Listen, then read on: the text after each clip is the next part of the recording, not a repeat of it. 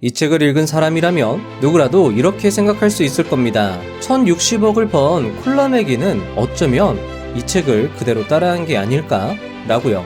120만 원을 1060억 원으로 불린 콜라매기는 이 패턴이야말로 영원히 시장에서 먹힐 것이다 라고 강조를 했는데요. 그 말을 들은 누구라도 이렇게 생각할 수 있습니다. 아니, 영원히 먹히는 전략이라니 과장이 좀 심한 거 아닐까? 라고요. 하지만 이 패턴으로 떼돈을 번 사람들은 한둘이 아니었습니다. 120만 원을 1060억으로 불린 콜라매기부터 시작하여 전미 트레이딩 챔피언십에서 누적 수익률 1379%를 달성하며 3회 연속 우승한 데이비드 라이언, 전미 트레이딩 챔피언십 우승, 5년 평균 220%의 수익률, 추정 순자산 약 1000억 원의 마크 미너비니, 그리고 시간을 더 거슬러 올라가 박스 이론의 창시자이자 당시 250만 달러의 수익을 내 큰 이슈를 불러일으켰던 니콜라스 다비스까지 그들이 주력으로 사용한 이 전략은 코인, 주식, 선물 등 세력이 존재하는 어느 시장에서나 먹히는 전략이며 성공한 투자자들, 투자 챔피언들이 확신을 갖고 애용하는 전략이기도 합니다. 국내 주식시장에선 어떨까요?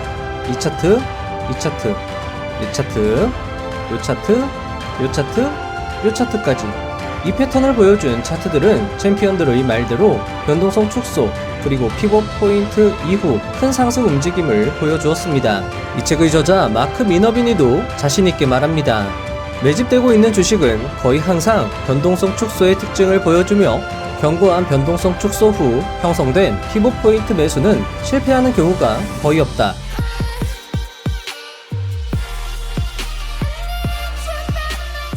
이 전략은 분명 돈을 벌 수 있는 전략입니다. 하지만 이 전략을 제대로 구사하기 위해서는 어떻게 매수하고 언제 매도하며 손절은 어디에서 해야 하며 자금 관리는 어떤 규칙을 따라야 하는지 알아야 합니다. 따라서 오늘 영상은 여러분들에게 도움이 될 수 있도록 변동성 축소 패턴을 위한 마인드셋 메커니즘, 그리고 어떻게 매수를 실행해야 하는지, 매수 메커니즘, 그리고 어디에서 손절하며 어디에서 익절해야 되는지를 설명하는 매도 메커니즘, 그리고 얼마만큼의 돈을 투자해서 어떻게 자금을 관리해야 하는지 나타내는 자금 관리 메커니즘 순으로 구성하였으며, 특히 이 내용들은 스윙 투자를 구사하시는 분들 또는 직장인, 주부, 학생 투자자들에게 도움이 특히 더 될 거라고 생각을 합니다. 여러분들의 투자 실력 및 수익 향상에 도움이 되었으면 합니다. 서론이 길었습니다. 아무리 영상이 좋아도 책을 따라갈 수는 없습니다. 오늘 영상을 보신 후 이 책을 꼭 매수하여 보유하신 후 꼼꼼히 읽어보실 것을 추천드리며 영상 시작해보도록 하겠습니다.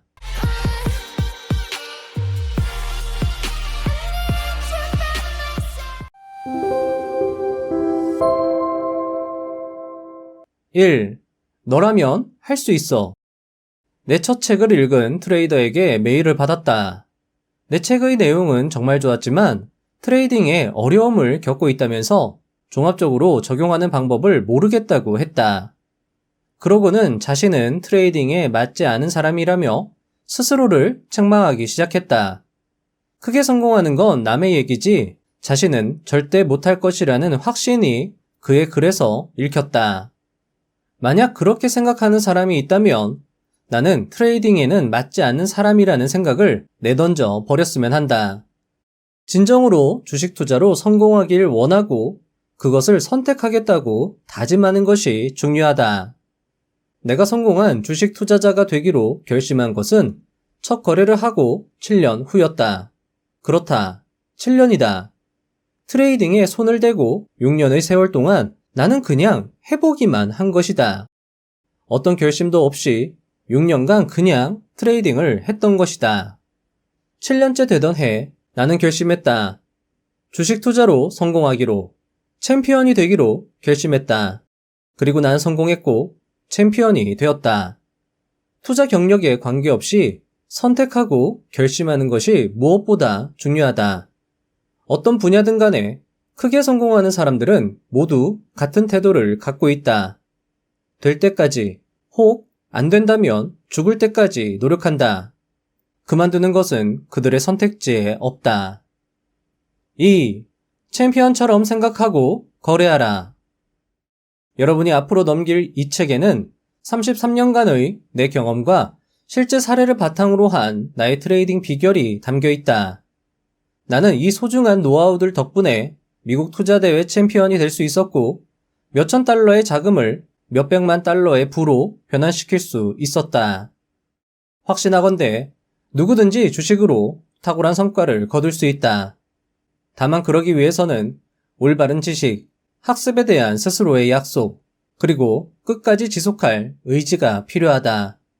하룻밤 사이에 일어날 일은 아니지만 적절한 방법과 올바른 태도면 할 수 있다.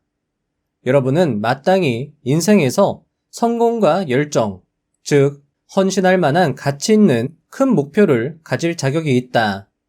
흥미를 자극하고 지적으로 도전하는, 무언가 마땅히 창조하고 수행해야 하는 사람이다.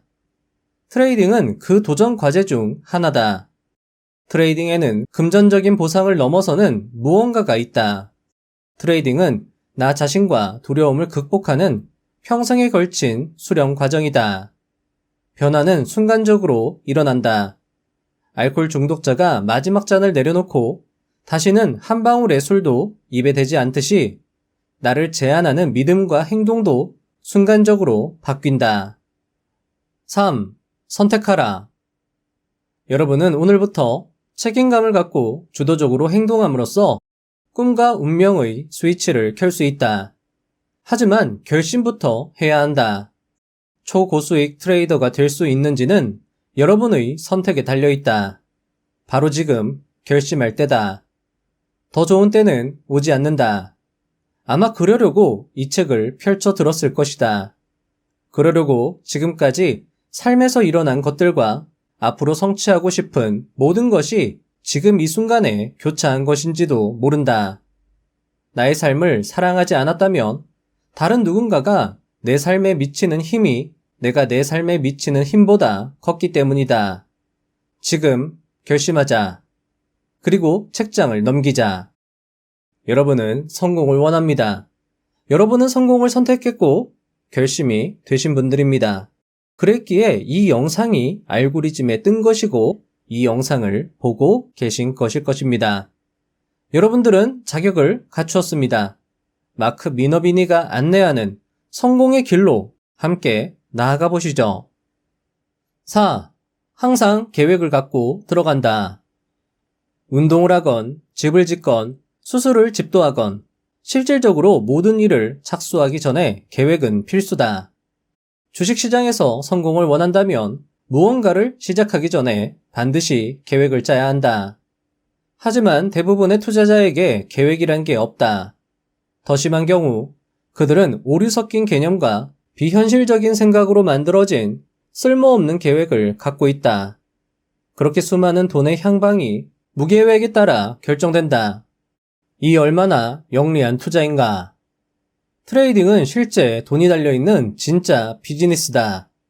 구체적인 행동 계획 없이 트레이딩을 할 이유가 있을까? 당연히 없다. 그런데 대부분은 그러고 있다. 트레이딩의 계획에 필요한 핵심 요소는 4가지다. 첫째, 정교하게 매수 요건을 판단하는 진입 메커니즘. 둘째, 칼같이 후퇴할 수 있는 요건을 판단하는 손절 메커니즘. 셋째, 수익을 어떻게 확정할 것인지 판단하는 익절 메커니즘. 넷째, 포지션 규모를 어떻게 결정하고 언제 자금을 재분배할지 결정하는 자금관리 메커니즘이다. 진입, 손절, 익절, 자금관리. 저자는 이 4가지 계획을 세우는 법을 책에서 매우 중점적으로 다루고 있으며 오늘 여러분들이 배워가야 할 핵심 4가지라고 할 수 있습니다. 자, 거두절미하고 진입 메커니즘부터 바로 시작해 보도록 하겠습니다. 5. 언제 어떻게 매수할 것인가? 내 매매는 언제나 순풍을 타는 것부터 시작한다. 나는 장기 상향 추세에 있는 주식만 산다는 말이다. 당연해 보이는 말일 테지만 근시안적인 시선에 갇혀 있으면 이러한 큰 그림을 간과하기 쉽다. 현재 차트 패턴에 매몰되어 버리면 이를 맥락과 연결하지 못할 위험이 있는 것이다. 아마 여러분은 주도주 또는 상승 추세의 종목을 잘 고르고도 손절당한 경험이 있을 것이다. 큰 그림, 즉 추세의 맥락을 읽지 못한 결과이다. 결국 모든 것은 관점이 결정한다. 6. 자, 중요합니다. 상승 추세를 판단하는 관점. 나의 첫 책에서 주식 투자 4단계 이론을 설명했다. 그리고 그중 가장 중요한 것이 바로 2단계이다. 나는 오직 2단계의 특징을 보이는 종목만 매수한다. 종목이 2단계 특징을 보인다는 것은 큰 매수 세력이 들어와서 종목을 지지하고 있다는 것이다. 1800년 후반부터 거슬러 가서 가장 큰 수익을 낸 주식을 연구한 바에 따르면 95% 이상이 2단계 상승기에 막대한 수익을 냈다. 이는 의견이 아닌 사실이다. 주식 투자 4단계 이론은 간단하게 다음과 같이 구성된다. 1단계 무시 단계, 바닥 형성. 2단계 상승 단계, 매집. 3단계 정점 단계, 분산. 4단계 쇠퇴 단계, 투매이다. 나는 트레이딩에서 해당 주식이 어떤 단계에 있는지 파악하는 것이 그 무엇보다 중요하다는 걸 깨달았다. 2단계에 집중하면 순풍을 받고 항해할 수 있다. 7. 자, 여러분들, 지금부터 2단계 판단 기준을 저자가 설명을 해주는데요. 이건 종목 선정의 기준이 될 수 있을 겁니다. 자, 이 판단 기준은 꼭 암기를 해주시면 좋을 것 같은데요. 자, 아마 여러분들이 크게 성공한 투자를 돌이켜보시면 그 종목이 이 기준에 대다수 부합한다는 걸 알아채실지도 모르겠습니다. 자, 저자 이야기를 들어보도록 하겠습니다. 위대한 트레이더 폴 튜더 존스는 가장 중요한 규칙이 무엇이냐는 질문을 받았을 때 주식이 200일 이동평균 위에 있어야 하며 200일선 밑으로 떨어지면 그 어떤 것이든 빠져나올 것이다 라고 답했다. 단순한 규칙처럼 보이지만 겸허함이 엿보이는 말이다. 나의 2단계 판단 기준은 내가 고려하는 모든 주식에 적용하는 기준으로 이 기준을 통과하지 못하는 종목은 내 레이더망에서 사라진다. 2단계 상승세 힘을 확정하려면 주식이 6개 조건을 모두 충족해야 한다. 첫째, 50일, 150일, 200일 이동평균선이 모두 정배열되어 있고 주가는 50일 이동평균 위에 위치해야 한다. 둘째, 200일 이동평균선은 최소 1개월, 좋게는 4에서 5개월, 혹은 그 이상 상승세를 보인다. 셋째, 현재 주가가 52주 저점 대비 25% 이상 높다. 최고의 종목들은 건강한 바닥 형성 구간을 벗어나면 큰 규모로 상승하기 전에 현재 주가가 52주 저점 대비 100% 혹은 300% 그 이상인 경우가 많다. 넷째, 현재 주가가 52주 고점 대비 25% 이내이다. 다섯째, 지수 대비 상대 강도는 100에 가까울수록 좋다. 여섯째, 종목이 베이스를 빠져나와 50일 이동평균선 위에서 거래된다.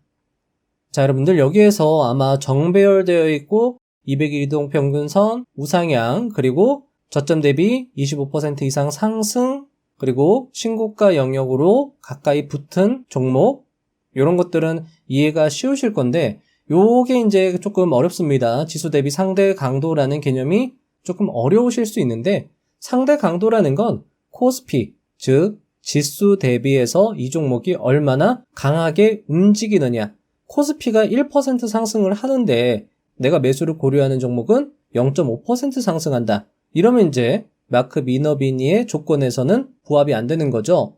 코스피가 5% 상승하는 동안 내가 고려하는 종목은 10% 이상 상승세가 나왔다. 아, 그러면 이제 상대 강도 측면에서는 좋게 볼 수 있겠구나. 이런 식으로 여러분들이 지수를 항상 고려해서 종목을 선정해야 된다라는 걸 마크 미너비니는 이야기를 해주고 있는 것이고요. 자, 이 조건들은요. 조건 검색식으로 만들어서 여러분들이 관리를 하시면 좀 편하실 것 같아서 제가 영상 뒤에서 조건 검색식 어떻게 만드는지도 한번 설명을 드려보도록 하겠습니다.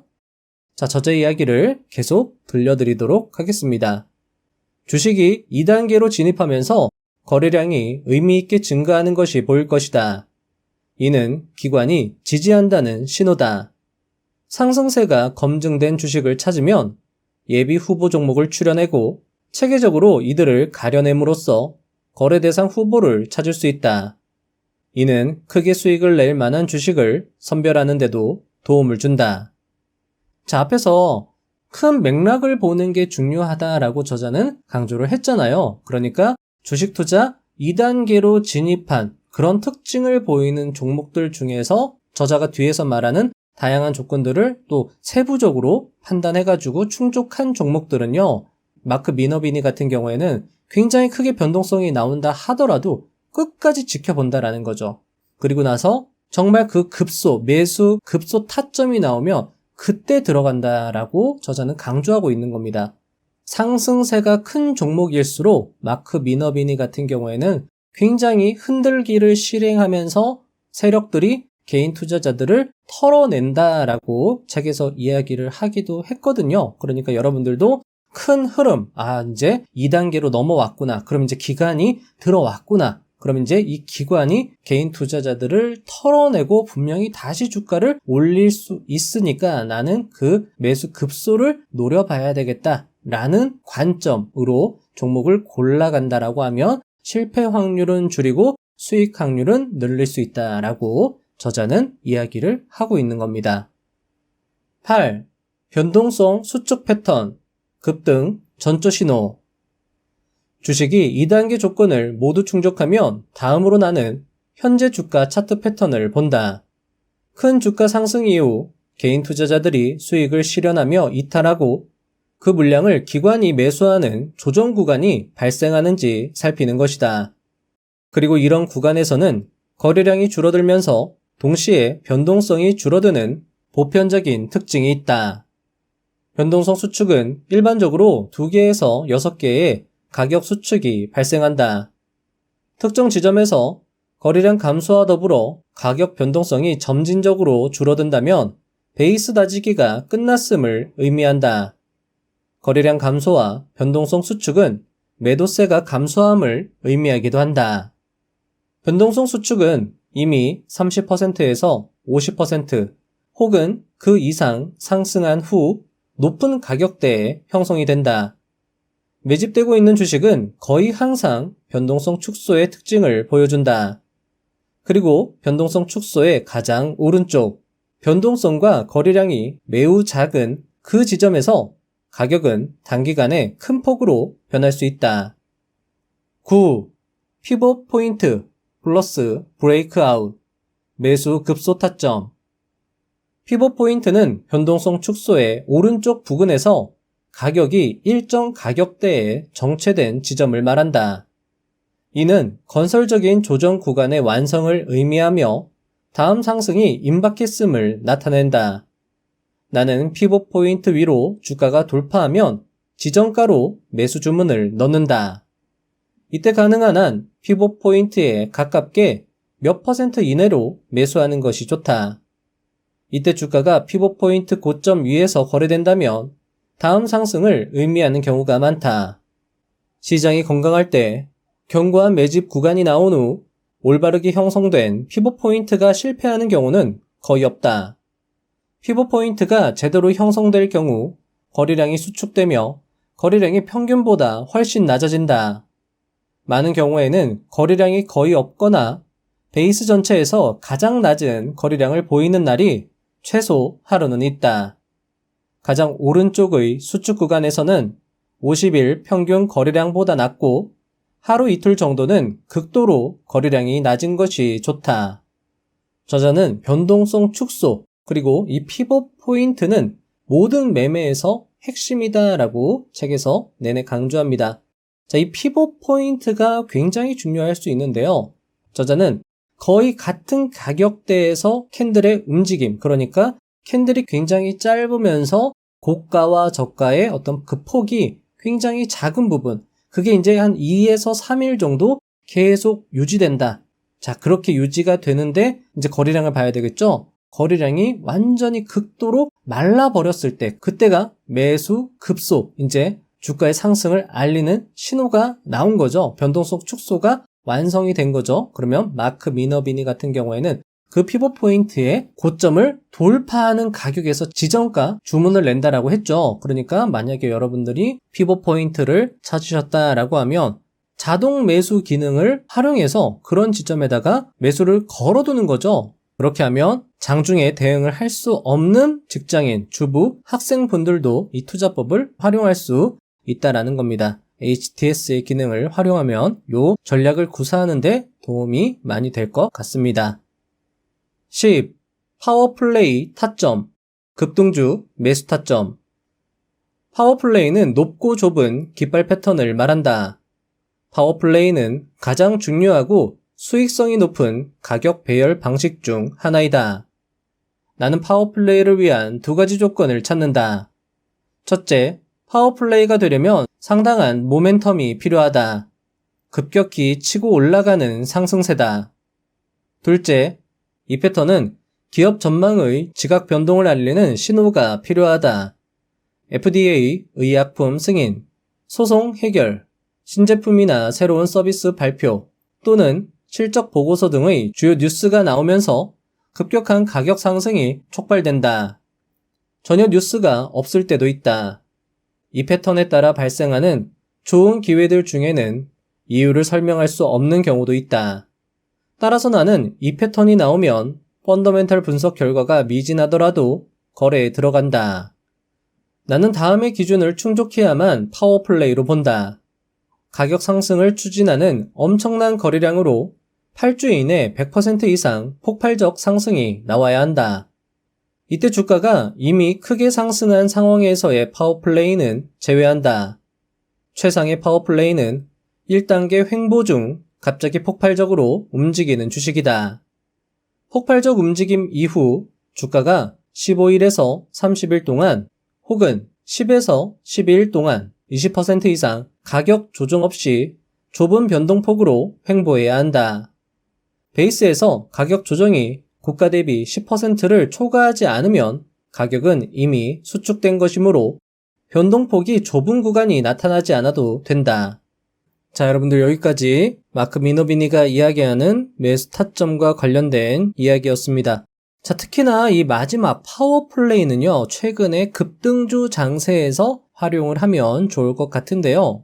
재료가 발생하면서 굉장히 크게 상승세가 나오는 종목이 있다라고 하면 급등해서 따라갈 게 아니라 급등이 나온 고점을 찍고 나서 15일에서 30일 또는 10일에서 12일 동안 횡보를 하는 거죠. 다만 고점에서 20% 이상 떨어지지 않은 종목들 중에서 좁은 변동폭으로 횡보를 해야만이 나는 그것을 파워플레이 종목으로 결정하고 그 종목을 타점 잡으려고 노력한다라고 이야기를 하고 있고요. 자, 이때는 변동폭이 좁은 구간이 나오지 않아도 된다라고 이야기를 하고 있습니다. 고가 대비 10%를 초과하지만 않으면 이미 가격이 수축된 것이다 라고 보고 매수 대응을 한다. 이것은 굉장히 강력하게 수익을 낼 수 있는 중요한 방법이다 라고 저자는 강조를 하고 있습니다. 그리고 책에는 이 매수 기법과 관련해서 저자의 자세한 설명이 나와 있으니까요. 역시 책을 보시면서 다시 한번 공부해 보시면 도움이 될 거라 생각을 합니다. 자, 이제부터 저자는 가장 중요한 이야기죠. 손절과 관련된 중요한 이야기를 들려주고 있습니다. 자, 함께 들어보도록 하겠습니다. 11. 모든 거래의 1순위는 손절이다. 내일 아침 장이 열리기 전에 나는 거울을 보고 스스로에게 이렇게 말한다. 마크, 너는 오늘 너에게 충분히 심각한 손해를 입힐 수 있어. 나는 위험을 기억하고 존중하고자 이 의식을 치른다. 그러고 나서 일을 시작한다. 트레이딩은 내가 옳았을 때 얻을 것보다 내가 틀렸을 때 잃는 것의 중요성이 훨씬 크다. 위험에 대한 경시와 해이함은 큰 실패로 연결되며 노력해서 얻은 것을 되돌려주게 된다. 장담할 수 있다. 크게 잃지 않는 것이 크게 벌기 위한 핵심 요소다. 이익을 쫓는 투자자로서 손실은 선택의 여지 없이 발생하겠지만 얼마를 잃을지는 나의 선택에 달려있다. 12. 출고 계획. 대부분의 투자자는 마음에 드는 주식을 찾으면 이 종목으로 얼마를 벌까만 생각한다. 수익 냄새가 벌써 나는 모양이다. 종목이 마음에 들수록 어제 샀더라면 하는 아쉬움이 커진다. 욕심은 조바심을 낳는다. 그들은 찬찬히 따져보기도 전에 거래에 뛰어들곤 한다. 이익 우선은 큰 수익으로 가는 길이 아니다. 약세장에서도 살아남으려면 매일 거래할 때마다 위험을 관리해야 한다. 그리고 이는 손절가를 정하는 것부터 시작된다. 주식에서 큰 수익을 원한다면 계좌를 보호하기 위해 미리 정해놓은 출고 계획을 가지고 있어야 한다. 위험은 팔 때가 아니라 살 때 통제하는 것이다. 나는 미리 정해둔 손절 가격에서 묻지도 따지지도 않고 퇴각한다. 물론 다시 매수 신호가 발생하면 언제든지 다시 들어간다. 이때 손실은 수수료라고 생각한다. 손절 없는 트레이딩은 브레이크 없는 자동차를 운전하는 것과 같다. 브레이크 없이 운전한다면 동네 몇 바퀴는 돌 수 있을지도 모른다. 그러나 사고 없이 과연 얼마나 멀리 갈 수 있을까?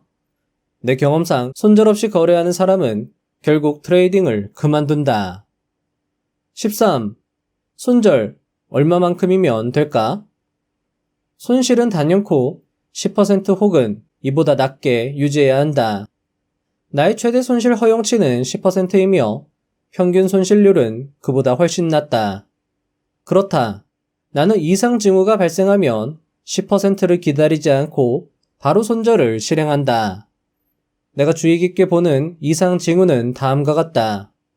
먼저 내가 매수한 후 20일 이동평균선 아래로 종가가 이탈하는 경우다.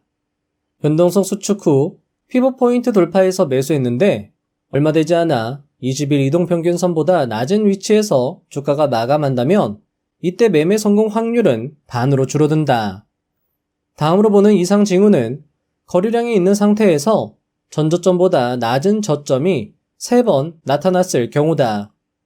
특히 20일 이동평균선 아래에서 이런 상황이 발생하면 성공 가능성은 희박하다.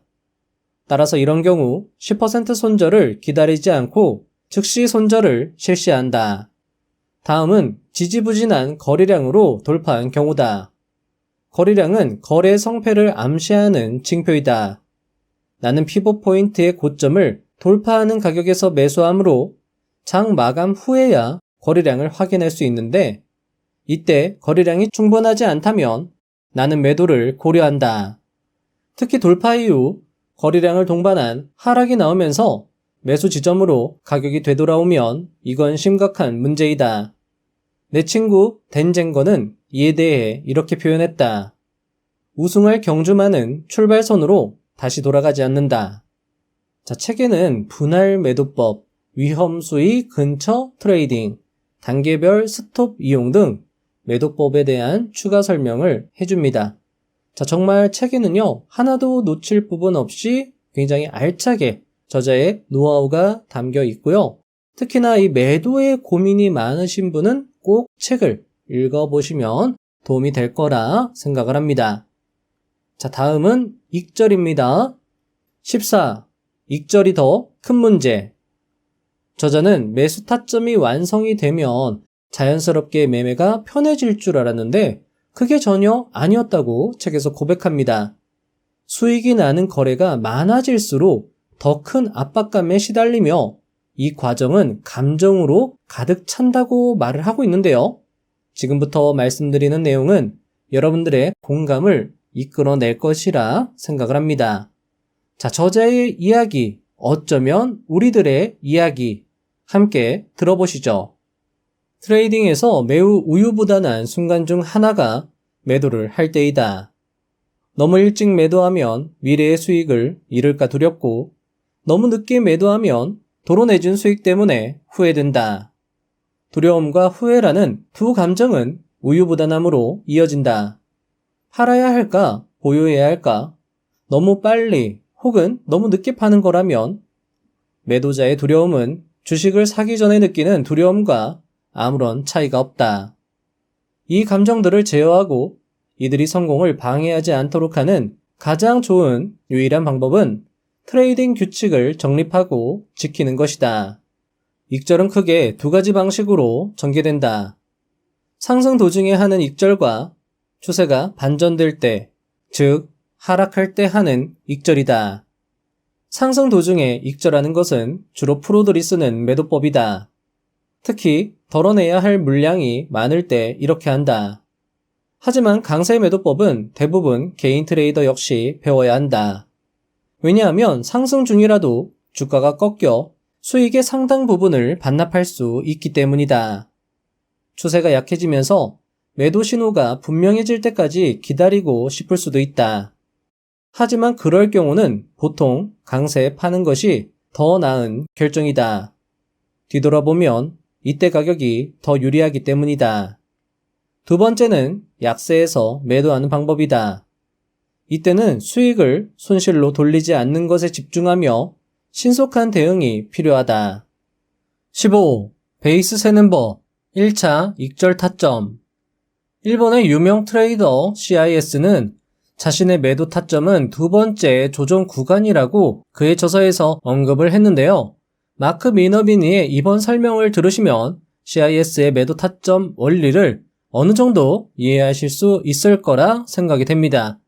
그리고 저자 역시 책에서 이 내용은 상당히 중요하다고 강조를 하고 있으니까요.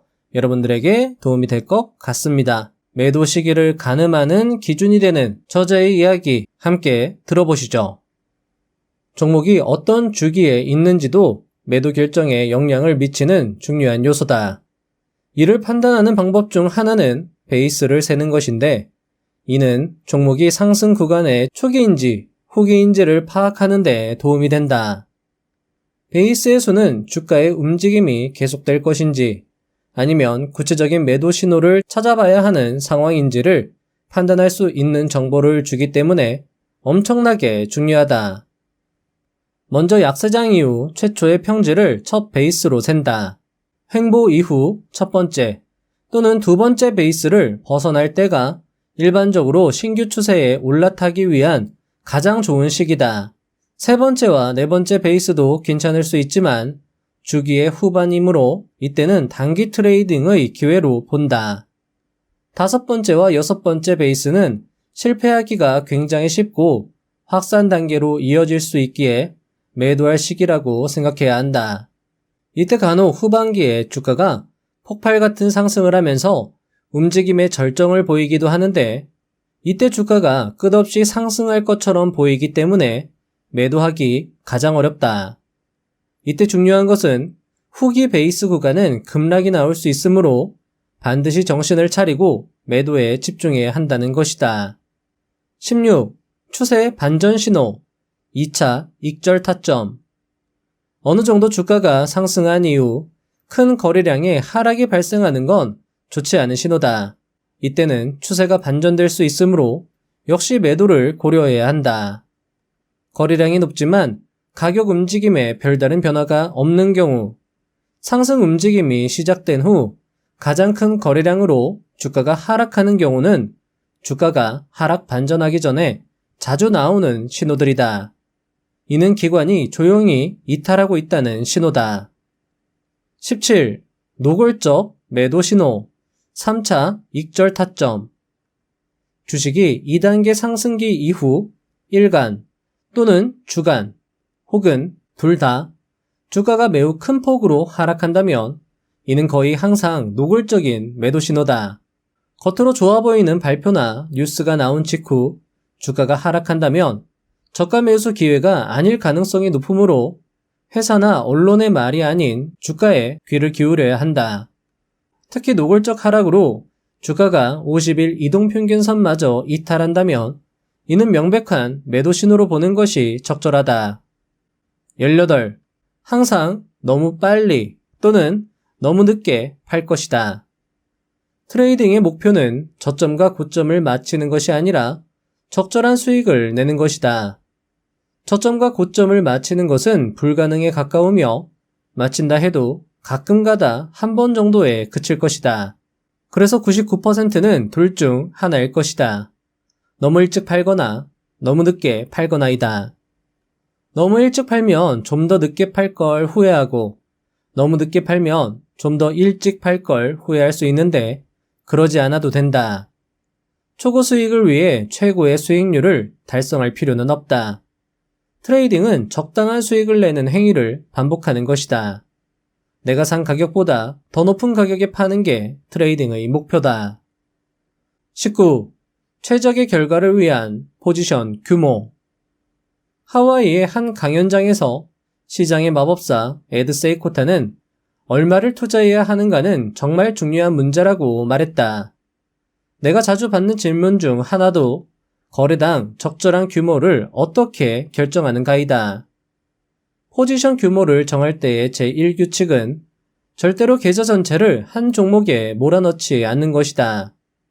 모든 걸 감수하고 단기간에 한 방을 노리다가 한 방 맞고 완전히 뻗을 수 있다. 초토화될 가능성이 1%라도 있다면 용납할 수 없는 위험이다. 최대 위험은 임의로 정한 숫자가 아닌 전체 자본금의 1.25에서 2.5% 미만이어야 한다. 즉, 손절을 넉넉하게 하고 싶다면 매수 비중을 줄여야 하고, 만약 손절 라인과 매우 가깝게 매수할 수 있다면 비중을 늘려도 된다. 나의 경우 최초 매수는 한 종목당 5에서 10% 비중으로 시작한다. 그리고 최대 보유 종목은 10개에서 12개로 제한하며 최종적으로 최상위 4개에서 5개 종목에 20에서 25%씩 집중 투자하려고 노력한다. 20. 주도주를 너무 빨리 팔지 말라. 새로운 강세장이 시작되었고 시장을 주도해온 종목을 매수했다면 상승 후에도 포지션을 일부라도 유지해야 한다. 수익이 낮다고 또 다른 종목을 매수하고 싶다고 너무 빨리 종목을 매도하지 않길 바란다. 때로는 보유한 종목이 최상의 매수 대상일 수 있다. 나는 수익률이 좋은 종목은 일부 매도해서 수익을 실현하고 다른 유망 종목에 투자하기도 하지만 최초 포지션의 나머지는 더 큰 상승을 기대하며 놔둔다. 새로운 강세장의 시작에서는 이미 크게 상승한 주식은 더 상승할 잠재력이 있을 수 있다. 21. 조건 검색식 설명. 자, 여러분들 앞에서 말씀을 드린 마크 미너비니의 주식투자 2단계에 진입한 종목들, 즉 세력이 진입한 종목을 어떻게 조건 검색식으로 찾는가 함께 조건 검색식을 만들어 보도록 할 건데요. 자, 마이크의 위치를 잠깐 바꾸겠습니다. 자, 일단 여기서 조건식 새로 작성을 눌러 주시고요. 여기 조건식으로 가서 일단은 이평선 정배열부터 함께 찾아보도록 하겠습니다. 자, 여기다가 주가 이동평균이라고 치면은 여기 밑에 주가 이동평균 배열 3개라고 나오는데 요거를 클릭한 다음에 이 밑에 가서 다시 여기 부분 한번 클릭을 해 주시면 이런 식으로 배열을 우리가 정할 수 있는데요. 자, 마크 비너비니는 50, 150, 200일 선으로 기준을 했죠. 자, 그리고 화살표를 왼쪽으로 입이 벌어지도록 설정을 해줍니다. 이게 이제 정배열된 거죠. 여기다가 추가 눌러 주시고요. 자, 그리고 나서 200일 이동평균선이 우상향하는지 확인을 해야 되잖아요. 자, 그러면 여기 주가 이동평균 밑으로 쭉 내려가다 보면 주가 이동평균 추세라는 게 있습니다. 요거를 클릭을 해주시고요. 자, 종가 200일 이평, 200일이라고 바꿔야 되겠죠? 200일 이평 상승 추세 유지, 자, 2회 이상이라고 일단은 추가를 해놓겠습니다. 자, 그런데 제가 요거 값을 여러 개로 조정을 해봤는데, 자, 이거를 2회 이상으로 두면은 200일 이평선이 우상향하는 종목이 골라지지가 않더라고요. 자, 그래서 이렇게 10회 이상으로 여기다가 조건값을 수정을 해주시면 200일 이평선이 우상향하는 종목들 걸러낼 수가 있습니다. 이렇게 설정을 해주시고요. 자, 그리고 나서 52주 최저가 대비해서 25% 이상 상승한 종목이 대상이 되죠. 자, 여기서 조건식 여기에다가 52주라고만 검색을 해주시면 여기 밑에 52주 최고가, 최저가 대비 변동률이 나옵니다. 요거를 클릭, 그리고 요 밑에 다시 클릭을 해주시면 이런 식으로 표시가 되는데, 자, 52주 최저가 대비해서 25% 이상이죠. 이상. 이렇게 해서 추가 눌러주시고요. 자, 그리고 나서 가격이 이동평균선 위에 있어야 되죠. 자, 그러면 가격 이동이라고 쳐주는 겁니다. 주가 이동이죠. 주가 이동. 주가 이동이라고 검색을 해주시고, 여기 보시면 주가 이동 평균 비교라고 나와 있죠. 자, 그리고 밑에 가서 다시 클릭해 주시고요. 자, 종가 1, 2평이다 라는 것은 주가의 위치를 말하는 겁니다. 주가의 위치가 종가 51 이평선 위에 있어야 되겠죠? 52평보다 위에 있다. 종가가 52평선보다 크다라고 이렇게 표시를 해주시고, 역시 추가를 눌러주고요. 자, 그리고 나서 신고가. 자, 신고가 여기 나오죠? 신고가 클릭 해주시면 근접이 나옵니다. 여기 이렇게. 자, 보시면 200일, 200봉 중 신고가의 25% 이내 근접. 요거를 추가해 주시고요. 자, 그리고 나서 이제 이렇게 해서 검색을 해볼까요? 자, 이렇게 해서 검색을 하면 112개의 종목이 검색이 됩니다. 자, 여기서 여러분들 대상 변경 하셔가지고 여기 부분 체크해 주세요. 여기 부분 그냥 다 체크해 주시는 게 좋을 것 같습니다. 증백 종목도 아예 제외를 해버리는 게 좋을 것 같아요. 자, 여기다 이렇게 체크를 다 해주시고 확인해야지 검색했을 때 종목이 더 적게 뜹니다. 자, 112개나 되는 종목들을 여러분들이 하나하나 보는 게 조금 어려우실 수 있죠. 자, 그래서 여기서 또 하나의 조건을 우리 추가를 해야 되겠죠. 자, 뭐죠? 기간 내, 기간 내라고 검색을 해서 쭉 내려가 보시면 기간 내 평균 거래량 비율이라고 나옵니다. 기간 내 평균 거래량 비율 다시 클릭.